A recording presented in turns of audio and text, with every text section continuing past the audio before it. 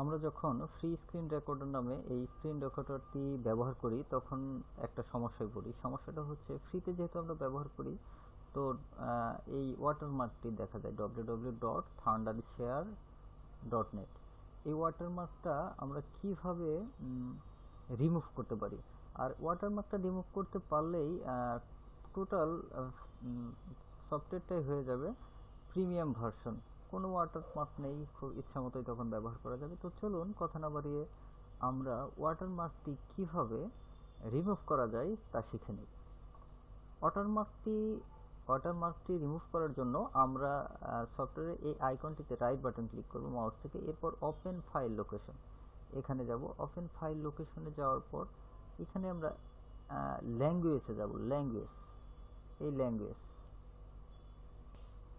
English নামে একটি file আছে। ইংলিশ ফাইলটাকে আমরা কপি করব। কপি করে আমরা আমাদের ডেস্কটপে নিয়ে যাব। এরপর এটাকে এডিট করব।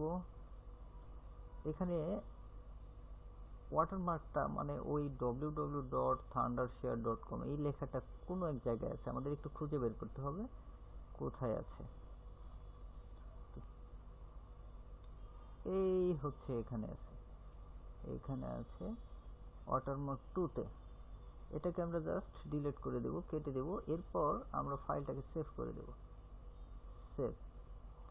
ফাইলটাকে সেভ করে দেওয়ার পর আমরা সেই ফাইল লোকেশনে যে গিয়েছিলাম, মূল সফটওয়্যারের ফাইল লোকেশনে, ওপেন ফাইল লোকেশন, এইখানকার এই ইংলিশ ফাইলটাকে ডিলিট করে দেব।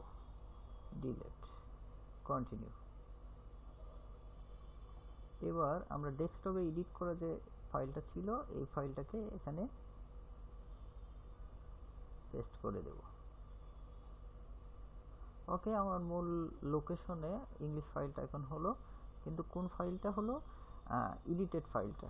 আগের ফাইলটা ডিলিট করলাম। এখন কিন্তু আর ওয়াটারমার্ক নেই, অর্থাৎ প্রবলেম সলভ।